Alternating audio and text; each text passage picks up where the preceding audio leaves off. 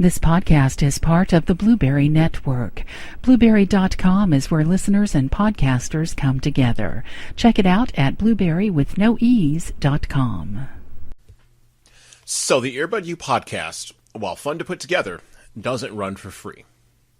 And while we're happy to be a new member of the Blueberry Network, we'd like you, our faithful listeners, to do something for us.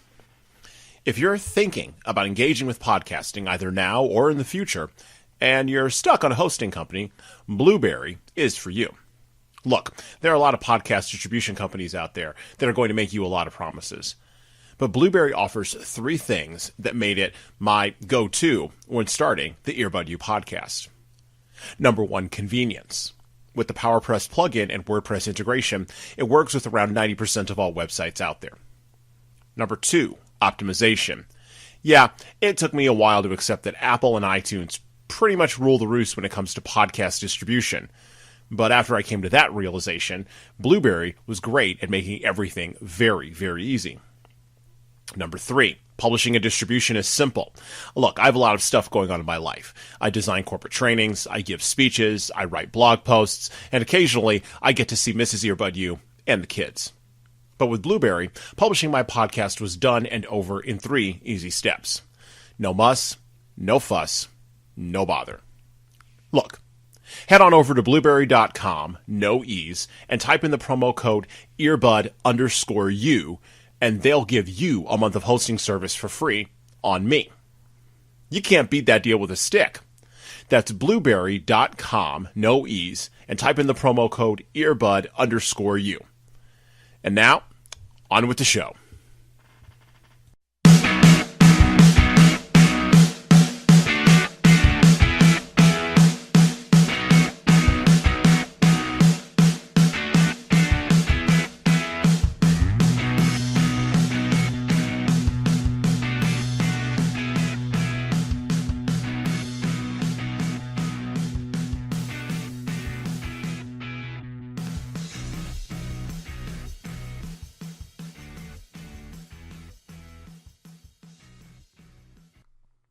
Welcome to the show. This is Earbud U Season 3, Episode number 4. The next 3 episodes of this podcast are going to all be about leadership, primarily from about 3 different perspectives, so we're all going to sort of go along and hold on for the ride. Leadership is the capacity to get groups of people to go in a direction they don't want to go, to accomplish goals they're not quite convinced have merit, and to keep them intrinsically motivated while doing it. Our guest today, Ruth Henneman, works at the intersection of all of this, and she coaches leaders in how to lead, why to lead, and how to start leading themselves first, and then everybody else second. There are myths about leadership, thousands of them, and there are thousands of volumes published each year. At my last count, 366,000 volumes on the Amazon.com website alone, that can tell you how to be a leader, why being a leader is important, and how your followers should follow you. And there are blogs and podcasts and trainings and classes and on and on and on and on about leadership. But then we have leadership problems, right? Wait a minute. I've got to go to a word from our sponsor. Me. Marketing is hard for the professional peace builder. Trust me, I get it. It's both science and an art. And if you're a peace builder, a lawyer, a mediator, a nonprofit executive, a director, or even a graduate student, marketing can sound confusing, difficult, and even disheartening sometimes. Look, you can't get into either the art or the science of marketing without understanding 5 very important things. Number 1, the value that you provide to potential clients and customers who have never met a peacemaker before. Number 2, the ways that you can use the tools of peace building like active listening to develop your peace building brand. Number 3, the methods that can be used to market your value, including a blog, a podcast just like this one, and an email list. Number 4, the ways that your networking can work better as a marketing tool for getting your peacemaking value across to clients in person. And number 5, the ways that the top 3 social media platforms of Facebook, Twitter, and LinkedIn can help you market your business. My new book, Marketing for Peace Builders, How to Market Your Value to a World in Conflict, will help you as a peace builder to understand all 5 of these areas. It'll also provide you with practical takeaways, action plans, and resources to help you get your business development to work for you rather than against you. Marketing for Peace Builders, How to Market Your Value to a World in Conflict will be available to purchase on Amazon.com in March, but I'm taking pre-orders right now. So email me at jsorrells@hsconsultingandtraining.com to get added to my exclusive pre-order list today. All right, on with the show. And we're back. Okay, that was a pretty good promo. Actually, you should all pick up that book. Anyway, leadership. Really, at the end of the day, this is what I've been able to figure out. Leadership is about 3 areas that all human beings, I don't care what culture you come from, what background you come from, all human beings struggle with. 3 things: responsibility, accountability, and credibility. Now, I'm teaching a class on all this stuff this year, and I don't have any answers for any of the questions that are raised in the next 2 podcast episodes and this one. I don't know why bad leaders, and I'm doing bad in air quotes, you can't see it, seem to get rewarded, and good leaders, and I'm doing good in air quotes, seem to get assassinated, either in their character or by losing their actual lives. I don't know why all great leaders who fail in the public and private sphere seem to have moral or ethical failing at their core. I don't know why it's hard for average people to choose to lead, because I believe that not only is leadership a choice, but it's also a skill. I don't know the answers to any of these questions, but I hope that by bringing the questions up and by bringing these next 3 guests to you, including Ruth, you'll be able to come up with some answers for yourself, which ultimately, at the end of the day, is really what it's all about, right? By the way, Ruth and I recorded this podcast in the dead of winter in upstate New York while sitting around my dinner table. So the audio is a little hollow, but I tried to take out as much of that as I possibly could for your benefit, so hopefully it doesn't echo around too much in your earbuds. All right, that's it. Let's get into it. Welcome to Earbud U, Season 3, Episode number 4. Get your knowledge on through your earbuds. Our special guest for our show today is Ruth Henneman. Ruth has a master's degree in human resource administration and an associate coach certification from the International Coach Federation. She has extensive professional experience in the human resources field and in the field of leadership development. Ruth has the passion and the expertise to help her clients develop the skills they need to reach their full potential. She has successfully provided individuals and organizations with the support they need to achieve their goals and objectives. And, just going a little bit off script, we're very excited to have Ruth here sitting at the dining room table of the Earbud U studios today, because it was a little too chilly in the studio to go out there. It's a nice fall day in the southern tier of New York State. And just before the snow all starts to fall and the leaves are turning yellow and orange, and even the pine tree out there is turning brown. Anyway, so we're going to talk to Ruth. Ruth's sitting here right now. She's kind of looking at me like, oh, what is he going to say? So we're going to talk to Ruth. We're going to talk to her about leadership. We're going to talk to her about entrepreneurship. And we're going to talk to her directly from our kitchen table. So welcome to Earbud U, Ruth. Thanks, Jesan. I appreciate this. Awesome. So I sort of gave you a long, winding, rambling kind of thing there. But for our listeners, what is it that you do exactly? That's an excellent question. I work with both businesses and individuals to help them reach the success they desire, and I do that through coaching, leadership coaching, personal coaching, and human resources consulting. Some of the services that I provide are working with abrasive managers. I help leaders enrich their communication and interpersonal skills. And on the consulting side, I work on HR projects, such as helping a company with employee handbooks or succession planning. I really try to assist organizations in solving HR-related problems or issues that they have. But as I was thinking about the question, I also think a related question is, why do I do the leadership coaching and consulting?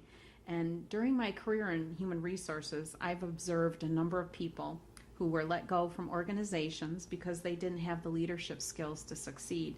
With some coaching, I believe many of those individuals might have become productive employees.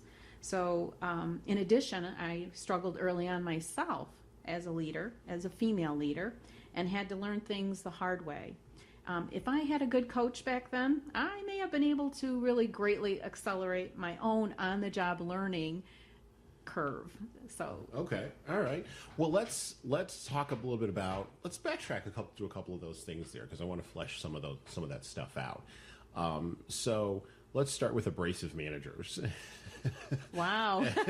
yeah, we're going right to the big stuff early. So when I have the vision as a conflict, engagement, conflict resolution guy, when I have a vision of an abrasive manager, I get the vision of the person that HR calls me in to deal with, but not to actually deal with the person, but to deal with the conflicts that the person is creating. You are the person that gets called in to actually deal with the person, right? Yes. Yes. That's correct. Okay. How do you do that? Because everybody is waiting with bated breath to figure that out. How do you do that? How do you deal with an abrasive manager? Like, what does that look like? Hey, so that's a really good question, because I had a few clients that were referred to me early on in my business, and I started coaching them and wanted to know maybe more detail, a better way, more productive way of working with them. So I went to training at the Boss Whispering Institute. And I know people laugh when I say... Is that like the horse whispering kind of thing? It is, but it's for abrasive bosses, managers, and the like. I really appreciated the training, because what it did was it gave me a whole new perspective on abrasive managers. Many people think they're bullies, and they do this on purpose, where through the training I found out that they are really people who want to be super competent, and they have blind sides. So they're like type A personalities. They are. Okay. That's correct. Absolutely. And the blind sides are there because they cannot see how they're really making people feel through their actions, through their words, or their looks, whatever they're doing that's abrasive.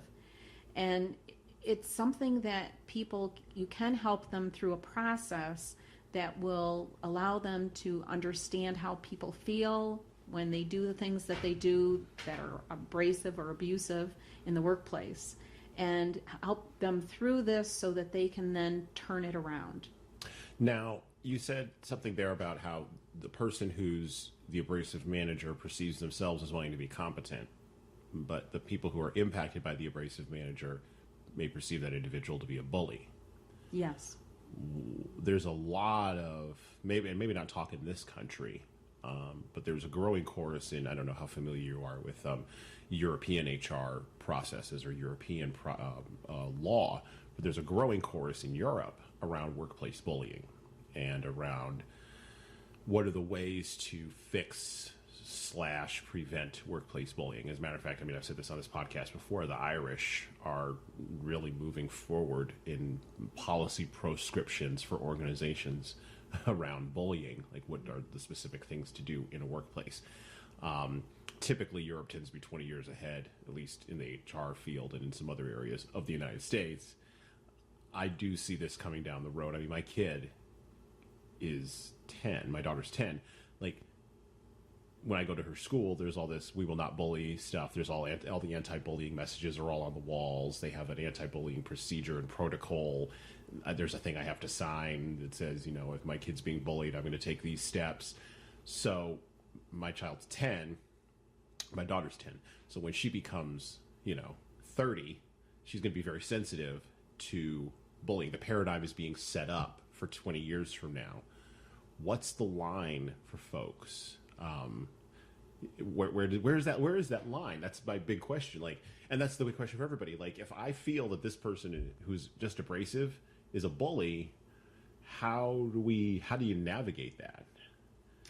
That, I think, is something that each employer has to struggle with itself. Mm-hmm. And what I would say is that I'm trained to work with abrasive managers. I would not know how to work with a bully, mm-hmm. and probably would not coach a bully, because that would be something that maybe the employer would want to deal with through another source. But the person that I would be looking at is the abrasive manager, and I think that someone, yes, could classify somebody who's just been abrasive and maybe said something and they took it very harshly, thinking that is bullying. But I believe that the people that I work with as the abrasive managers really don't have the intent that a bully does. Okay. So it's and a matter that's of where intent. it is, a matter of intent, Okay. yes. And that's where I think I would draw the line. Usually these people are just trying to get work done. Right. They want to be productive. They want to be seen as competent. They're usually, again, as you mentioned, those type A people, and that's why they do what they do. They think they're doing a good thing for the company because they're being efficient and productive. However, they're bulldozing everybody along the way. Yep. Okay. You talked about, now here's the second piece that you talked about in your for what do you do area. So succession planning. When I think of succession planning, I think of family businesses, second, third, fourth generation family businesses. Is that something that you deal with, or is it more about sort of just succession planning in HR as a function overall of a business? I have mostly dealt with some family businesses and actually helped them to work through the succession planning, because there's a fine line when you have a family business between the family and things going on and the business itself. And they overlap quite a bit. Overlap quite a bit. You took my spaghetti when I was like 12, and now I'm not going to give you this raise. That's right. Yeah, okay. I am fascinated by this area. There's another local gentleman in the southern tier area who actually manages sort of the financial end of succession and planning. And so I've talked with him about, and you would know him if I told you who he is. And Ruth is nodding her head. And we're both probably thinking of the same person. But he deals with more of the financial end of this. And actually sort of shepherding organizations and shepherding family businesses through the process of the succession itself. How is that different? How is that different from what you do? Obviously he's on the financial end. How does that shift for you in the human resources area?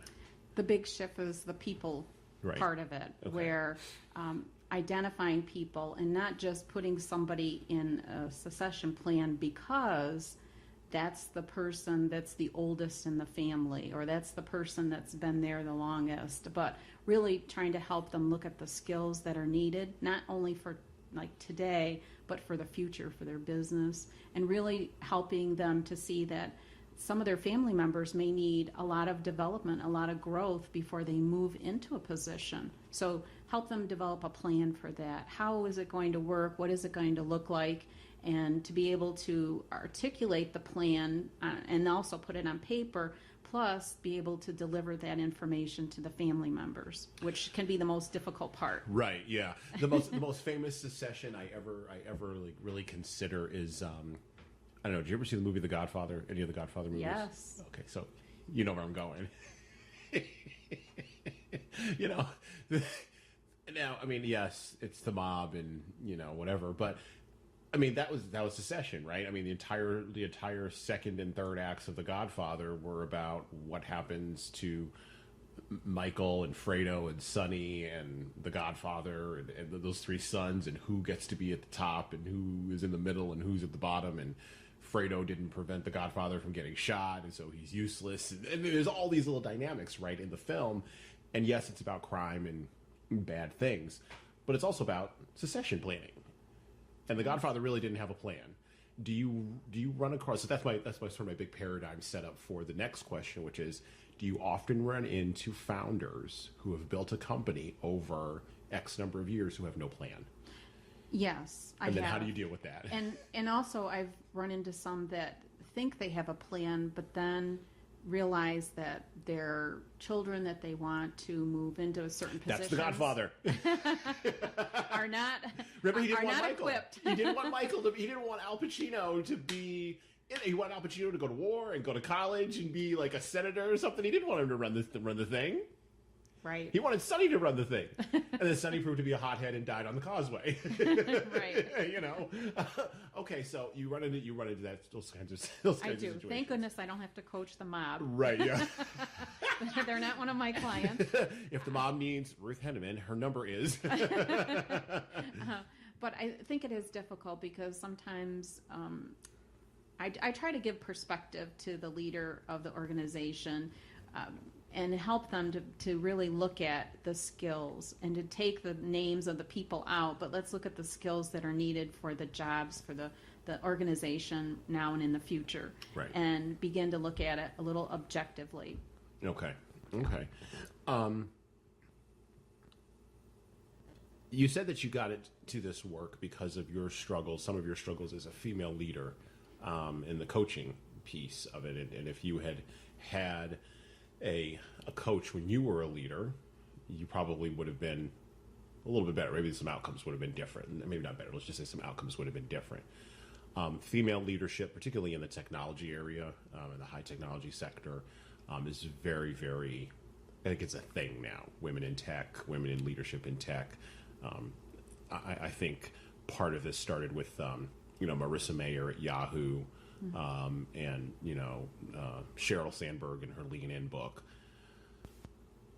As a person who's in this space, I'm going to ask you the obvious question here. What do you think about all that? That's a broad. I know that's a broad question. There's a lot of room to play in there. But what do you think of the Sheryl Sandbergs and the Marissa Mayers of the world? And how does that sort of tie back into your own leadership journey to where you are now? Well, I read Cheryl's book, Lean In, and I thought it was a really great book, and actually did a book group around that book, talking to a number of women in leadership positions here locally. And I think it can be a tough road to go. I think it's getting easier as a woman leader in kind of a tech industry. And the reason I say that is because sometimes women are perceived as being very tough, and I won't use the B word, but I think that they are tough, and then they're looked at differently in their leadership areas by their direct reports. So having some skills and being able to deal with that is helpful. I've worked with a number of women that work in technical areas that have been a bit hard on their employees, and help them to really soften their skills a bit and still be able to be effective and productive in what they do, but to just do it a little bit differently. Now, wait, do women need to soften their skills, or do men just need to, suck it up? And I know, I set you up for a paradigm there. And I don't really mean suck it up, but I mean, do men just need to sort of be like, you know what? And I've had female supervisors before. I've had female bosses. I didn't have a problem with any. Well, I mean, the usual sort of, I'm going to push back because I'm an autonomous adult and I have ideas, and I'm going to push back and you're going to push back, and then we're going to get to an agreement. But I never, and any of my female supervisors, former female supervisors who are listening, you can correct me on this, but I don't ever recall ever using that word to describe any of my female supervisors, nor do I recall ever having a problem with any of them. As a matter of fact, any problems I ever had with supervisors in the past were male supervisors. I'm thinking of one in particular. I've had huge problems with male supervisors, gigantic ones. But female supervisors, I never had an issue. So is it a matter of women having to change, or is it a matter of men having to sort of fix themselves? Well, I think when I was talking about the women and softening their skills, what I was thinking of was their people skills. Okay. Not necessarily, they still need to be giving, direction and vision and doing all of those things as a leader, but sometimes their people skills are lacking. Okay. And those are the skills that I might be able to help someone with. Okay. I don't know if I answered your question. No, that's exactly, well, it's sort of exactly where I was going.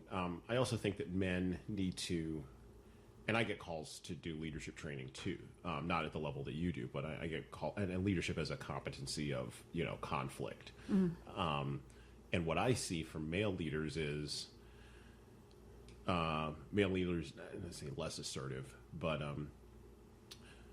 male leaders need to know when to be assertive and when to not, and how their presence in the room impacts that. And then for women leaders, I tell them, just do it. Just start opening your mouth. Just start opening your mouth. Start asking. Start asking. Start asking. Start. If you're not getting because you're not asking, open your mouth. Start advocating for yourself. And it gets back to that engagement versus resolution piece that I struggle with as a professional in my own area. So, well, you've built this business from the ground up. Talk us through that process. That's very entrepreneurial. Let's switch gears a little bit and talk about just the actual, Ruth Henneman business coaching and consulting practice. How did you build that from the ground up? Well, first of all, I didn't start off wanting to be an entrepreneur. I started coaching and consulting because I was commuting a couple hours daily, and my job was more than 40 hours a week, and I really wanted more out of my life, period. I began coach training because of my own self-development in human resources. I thought I could do an even better job coaching the employees and the supervisors that came in to see me. And I also thought of it as a part-time job when I retired. That's how I looked at it overall. Okay. But what happened was I was working for an organization where there were a lot of leadership changes, and I kept that commute in my mind every day, which kept getting longer and longer as the years grew on. And I decided that, I really should look for another job. But as I looked in this community, I didn't find anything, and thought, why don't I just start a coaching and consulting business? And what I did was I went to the entrepreneurial program at SUNY Broome, and I also worked with the Small Business Development Center at BU. Two great resources that I think too many entrepreneurs don't take advantage of locally in their local areas. So, yeah. Yeah, and it was difficult for me to get started because I worked in one community and I lived in another community, and because I had done that for 8 years, I cut off a lot of contacts. I just didn't have time to keep up with people, so it was a difficult road to hoe. I really think that it's hard when you try to market yourself and do the business at the same time. So as I was starting, I very quickly learned that I had to begin to try to do both, and didn't realize that. I think as you're going through coach training, they don't spend enough time on how do you build your business versus just building your skills as a good coach or consultant. And early on, I actually hired a marketing coach to help me develop a marketing plan that actually fit me, because that was important. And even coaches need other coaches. That is an area that is close to my heart because, like my core area, the core area I was trained in was mediation, and media. And I've said this on the podcast before: mediators are not provided business development training. And so, I'll ask you the question I actually asked my mother months ago when I was visiting her. But if you had had the internet, Ruth, like 30 years ago, do you think you'd be further along now with the marketing and the business development? Or is that something where you had to it's not about the tools, but it's about the stuff going on inside of your head that you had to sort of get past first in order to make that leap? I'm pausing here because... Yes. It's okay. No, it's an intuitive question. It is. I don't know if I had the internet early on. I may have been further ahead. My social media skills, I'm still working on them because it's not something that I love to do. I love to coach people. Right. That's my passion. That's where I thrive. The marketing piece of it, not so much. I'm kind of a humble person. Right. Just to get out there and promote, or even speaking in front of large groups, I prefer small one-on-ones, small group sessions, things like that. That's more my preference. So for me, it's always been a struggle. Right. Yeah. Yeah. The promotion piece. Yeah. And you know what I mean? That's not anything unusual. A lot of people in our fields, I think, share that struggle and share that desire to be humble, but in a world with a lot of voices, and where the tools for anybody to sort of not only build a platform, but sort of build a bullhorn for their own voice. For sure. I think it's incumbent upon us to at least have the knowledge. And so, I'm not surprised that that marketing and business development piece maybe wasn't there, but that you're getting it as you're coming along, and so I think that's great. Well, when you have the business, I'm listening to the podcast, I call you, I say, hey Ruth, I heard you on the Earbud U podcast, or I saw your blog, or I know you have a limited social presence, but I saw your social presence, or even I got your name through a word of mouth referral, which is what I'm assuming most of your work comes through. But I got that word of mouth referral because I heard you did great things with X client over here. I want to be your client now, or I know that people in my organization should be your client. I'm now rambling on the phone because I can't get to the ask. But Ruth, what does your strategy for a client like me look like? So how would you answer that question? What does your strategy look like for a client? Typically, I offer everyone a 1-hour complimentary session where we talk about your needs. Where is it you are now, and where do you want to go? What do you want to accomplish? And I try to focus on, what the gap is between there, and work with you to create a vision. If you said, yes, I want to be one of your clients, I do have a screening process because I think it's important. Although people sometimes come to me and say, I need a coach and I want to change, the real bottom line is that sometimes they're not ready. Mm-hmm. And I have some questions that I ask to see, are you really ready at this point to change? Right. Why are you seeking someone now? Why haven't you changed or done whatever you wanted to do before? Yep. And what is it that I can do to help and support you? And then we create a vision, set some goals and priorities. I try to work with my clients from what I call a strengths-based perspective. Is that based on the Gallup organization Strengths Quest idea? Yes. Awesome. Give me a high yes. five. I just high-fived Ruth. That is fabulous. You're the first person to come on the podcast. And normally I mention Strengths Quest at some point in a conversation because I love strengths-based stuff. So you incorporate that into the work? I do, depending on what the person is coming to me, what issues there are, tools, or what problems or things they want to resolve, or where they want to go to. I really look at it. I have a couple of the leadership Strengths Quest finders that I give to them, or maybe the strengths-based leadership. Mm-hmm. And I think it's really critical because lots of times people think that they're deficient. Mm-hmm. And I try to get across that, let's see, we all have our strengths. And if we utilize those to help you get to where you want to go, it's just going to be far better than if we try to continue to work on your weaknesses. I try to help my clients manage their weaknesses. Okay. Sometimes they have to do things in their jobs that's not their, strength, but sure, they have to get it done. So we'll figure out how to do that. And then I work with them to maximize those strengths and continue to make them a better leader. Mm-hmm. Awesome. I wish more organizations would use Strengths Quest. And I quite frankly, I wish that would be incorporated into performance evaluations for employees, regular training for employees, regular training for supervisors, and quite frankly, regular training for people in the C-suite and the executive suite. Because right now, the popular management sort of theory that's going around right now about how to develop and manage people, but also how to do leadership is the holacracy. I'm sure you've heard of that.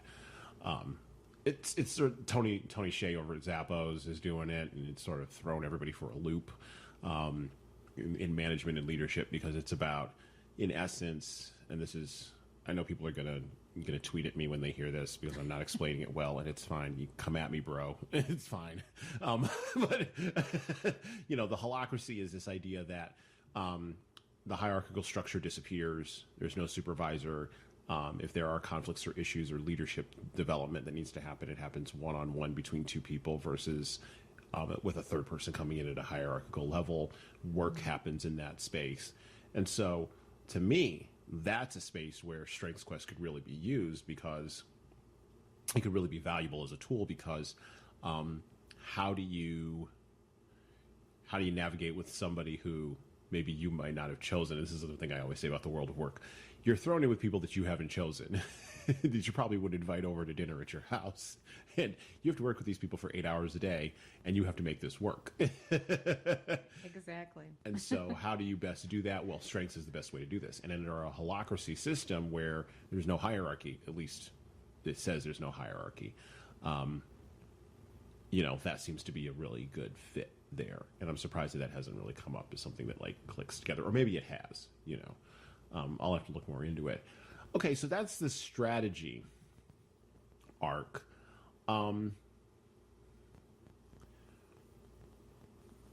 How is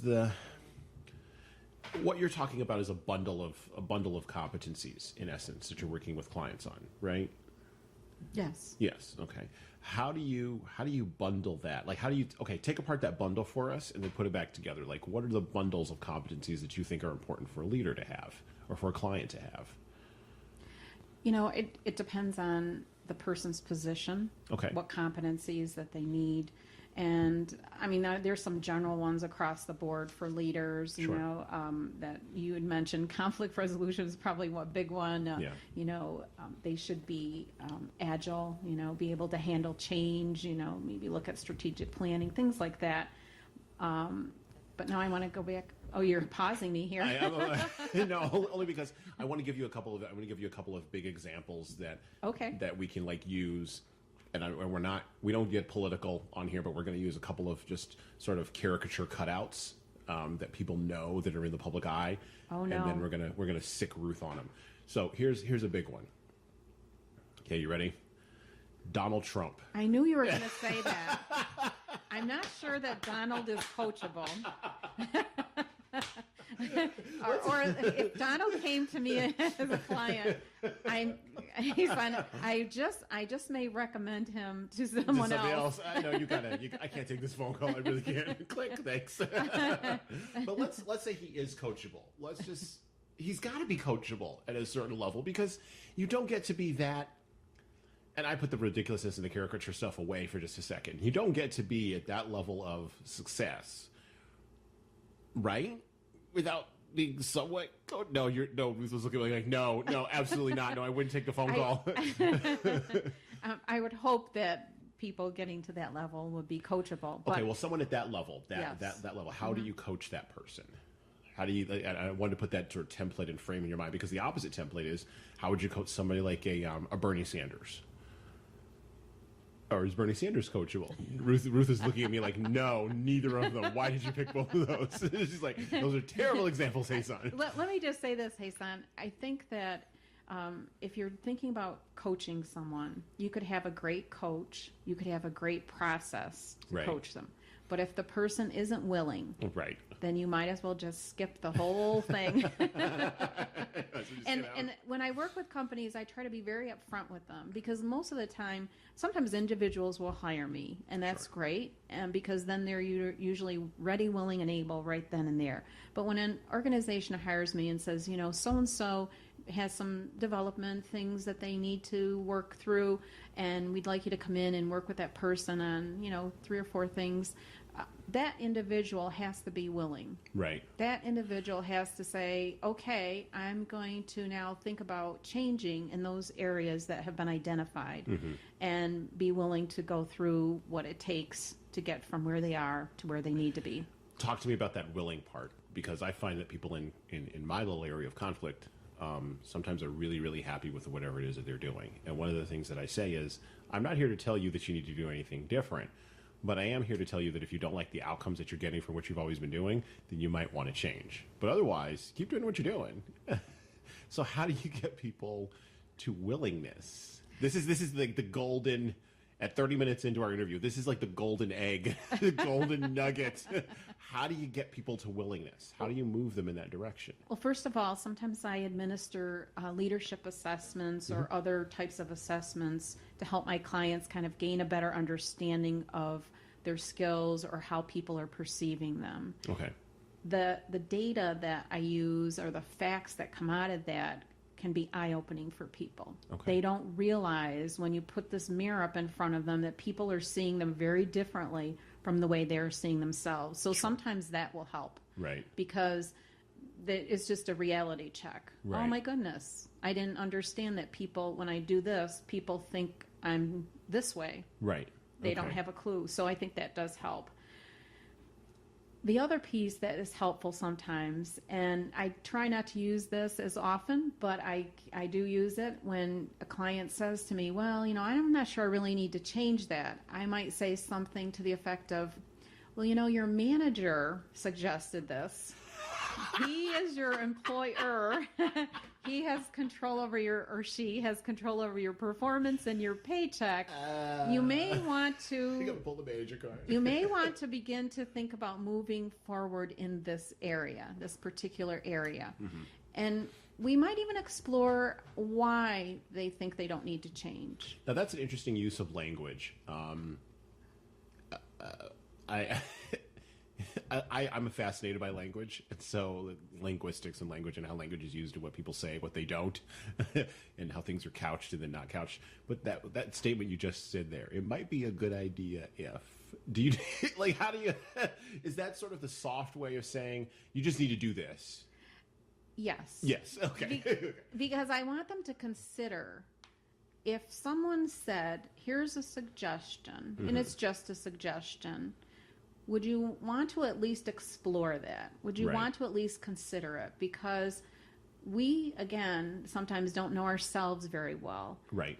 And when others can see us, it's not necessarily something that we know how everyone thinks about us or what they feel about what we're doing. We just, we don't get that feedback. Sure. Somebody's giving you real, honest feedback that you may want to say, I at least wanted to pause and think about this.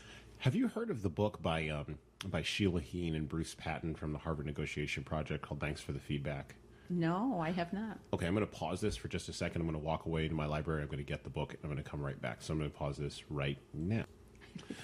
Okay, so I just gave her the book. Just ran and got it. Ruth is looking at it, and while Ruth is looking at it, I'm going to take a short restroom break, and I'm going to pause this, and then I'm going to come right back. And Ruth is going to take a look at the book, and then we're going to talk just a little bit about what's on the book jacket because she hasn't actually read it yet. She's writing down the title of it because she's going to pick it up. And we'll come back right after this. Okay, and we're back. See, this is live podcasting, live recorded podcasting. You're not going to get this on the radio. So I love this book. I have started reading a little bit of it, but I also love the book Difficult Conversations, which, great book. I actually gave it to my wife before I got married. I don't think she's read it yet, but this book is about the science and art of receiving feedback, and the receiver is, the person who obviously is taking in that feedback.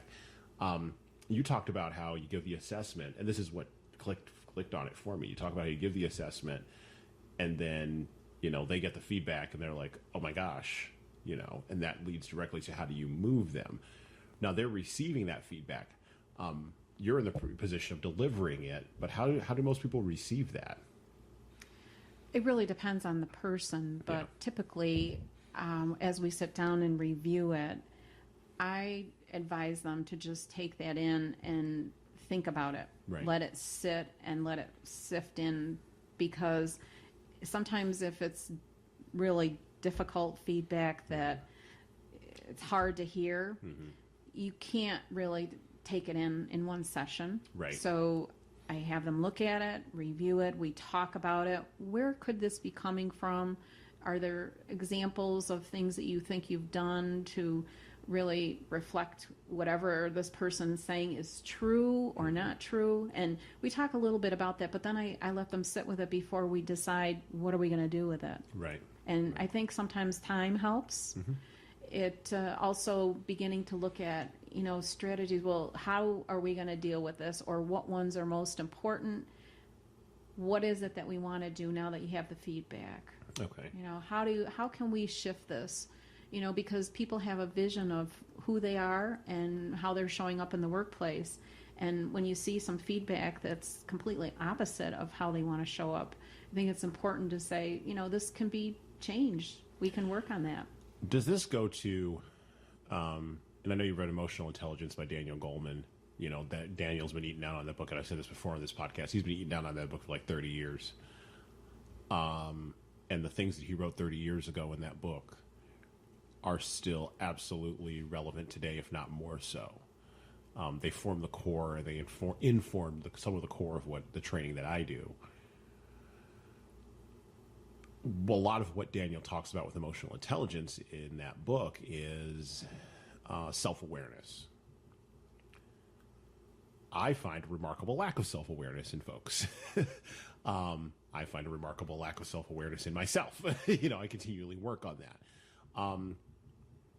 Do you find a lack of self-awareness, or is it one of those things where because they've come and contracted with you, that there's already sort of the beginning of dawn is starting to come, dawn, the sun is beginning to rise, and so you're just in the position of sort of, moving the earth a little bit further around so the sun rises a little bit higher. Like you're in that position of sort of facilitating that growth versus having to sort of, get that sun to rise on your own. Or is it more a case of I can't facilitate the growth, but I can facilitate sort of the beginnings of the understanding? It depends on the people that come to me. I have had a number of clients that are totally, I guess, lacking in self-awareness and needed that feedback and really said, I really don't see where this is coming from. Right. I don't even know. And I've had other people saying, there's some things that are happening in my organization or my department, and I do have some awareness of what's happening, but I don't know how to shift it. Right. I don't know what to do. I'm not really sure. And so they're already open and willing to change. Because we talked a little bit about the change piece. Sometimes people want to change, but there are things that keep them stuck. Right. And also when people want to change, they have this effect where I say that they have their foot on the accelerator saying, I want to change, but something's stopping them because they also have the foot on the brake at the same time. And that doesn't work. Right. No, it doesn't work. No, your transmission falls out in the street. That's right. That's right. And people have a good intent. I do want to change this, but for some reason they keep putting on the brake. And that's what we have to figure out. And that's through the coaching process that we try to uncover. Why is it that you say you want to do this, but you're really doing just the opposite? In your coaching process, do you look at their whole life as a strategy? Are you looking at their spiritual, their emotional, their psychological, their ecumenical? Are you looking at the entire list of things that a person brings to work? Because it's not as if, and this is one of the things I struggle with in dealing with in an addressing organizational conflict. Sometimes managers and supervisors have the expectation, or people who are bringing me in for training have the expectation that Jesan's going to come in, he's going to fix the problem, and then he's going to go away. Well, okay, yeah, I could do that. But long term, the people who are showing up to work today, if I don't get a hold of them, are going to be the same people showing up to work tomorrow. And they live whole lives outside of this organization. Workplace relationships are second-level relationships after family. But we treat them as if they are throwaway in tissue paper. So how do you do that? How do you navigate that in a coaching conversation? Do you look at a whole life, or are you very narrowly focused in just the workplace? I try to focus on the workplace, but what happens is, we are human beings, and our personal lives spill over into our work lives. So when I'm coaching someone, inevitably there are conversations about personal issues. There could be other things going on in their life that we do talk about. And I had a client just the other day that we were working on goals, but if we didn't get beyond something that had just happened in her personal life for the first 20 minutes of our conversation, I know she would not have moved on to anything that we could really say was coachable in terms of her workplace goals and issues that she was working on. Right. Period. Yeah. So it's we're human beings, and we don't just leave our personal lives sometimes at home. We take them into the workplace, and we have to deal with certain things. And sometimes the things that are happening in our personal life are very much affecting our workplace situations.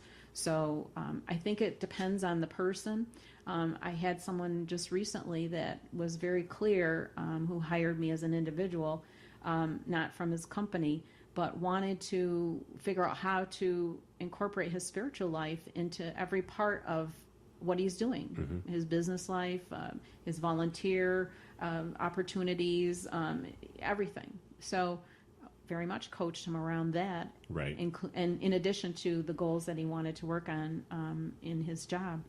Yeah, I think work has to change. I think one of the deceits of work that we've sort of been sold by, I think the success and the wealth that was created through the Industrial Revolution was sort of this idea that people are widgets and all this stuff doesn't really matter. And I think that deceit can only take us so far. And I think we've finally, as a society and a culture, and I'm not just talking about in America, I think globally this is happening too. We've finally run up against the wall on that.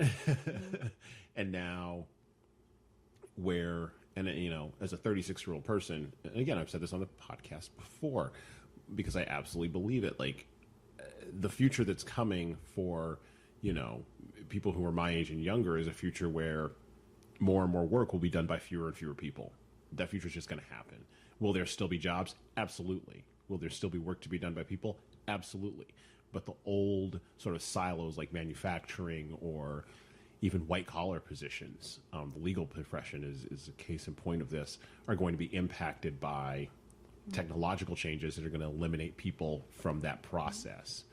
And so the only thing that becomes valuable then at that point is, I think, the labor that you do that right now we don't get paid for. And that's the emotional stuff you're talking about. And being able to emotionally connect with people, being able to navigate your own self-awareness, being able to accept feedback and give feedback critically, being able to be coachable and to coach at the same time. I think that those things become more and more important in organizations and in work. And I don't think that's Pollyannish or, off in the clouds. I think that's very much based on reality. And the work that you do and the work that I do and the work that many other folks in these two parallel fields do, I think really pushes that along and really gets us out of that, gets us past that deceit and towards something else that's going to be different. Well, you've been doing this for a while. What keeps you going? How do you recharge yourself? Because you're sitting with clients. Let's say you have 3 or 4 clients in a week. That's a lot of hearing from other people. And one of the things, by the way, I tell people is I don't do therapy and I don't hear confession. Like I'm neither a priest nor a therapist. I hear neither secular confession nor religious. But invariably, people tell me things. Invariably, and they have to. And I'm not trained to do therapy. I don't do therapy. It's not my role. And I'm assuming neither are you doing therapy. No, so not at all. So how do you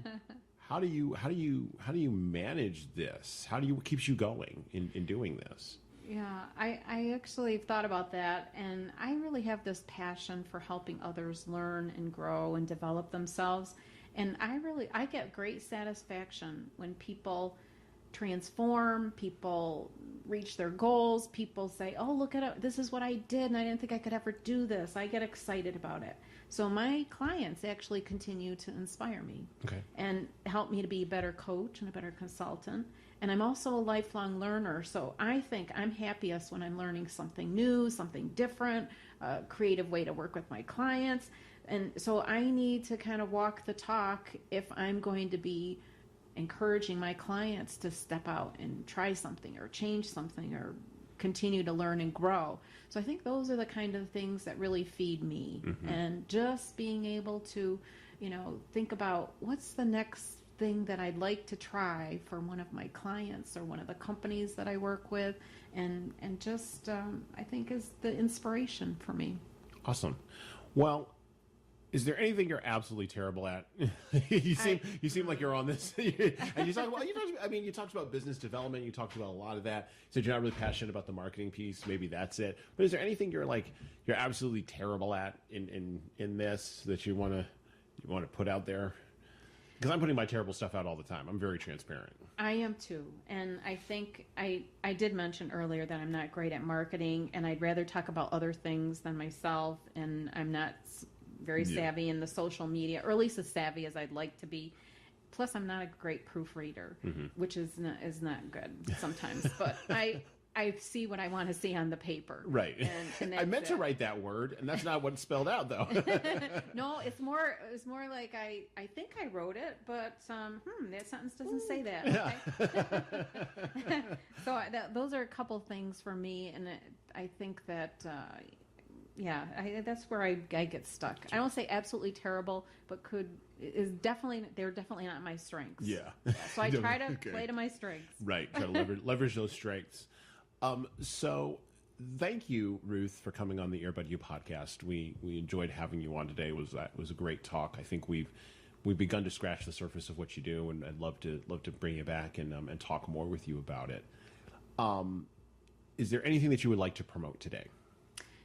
One thing I would like to promote is the working with abrasive managers. Okay. I know that it sounds like it's something that's difficult, or maybe an organization wouldn't even know where to begin to deal with them. And I want to promote that because the process that I learned through this Boss Whispering Institute. I love that name still. That's just fabulous. Is a really effective one. And I think that it's important for people to, first of all, just deal with the abrasive bosses instead of ignoring them or thinking they're going to push them in a corner and, okay, maybe if they give them this job or something less to do, they're not going to harm anybody. It really doesn't do the company or the person any good not to address the situations that are happening or the conflict that's going on. So I just want to say that, it's important to be able to deal with that. Awesome. And we'll have links to Ruth Henneman's website, to the Boss Whispering Institute, and all those other kinds of fun links, including links to Ruth's social profiles, her LinkedIn profile, and all that kind of good stuff in the show notes below the player on the Earbud U website. So once again, thank you, Ruth, for coming onto our podcast today. We really appreciate it. Thank you, Jesan. I appreciate the opportunity.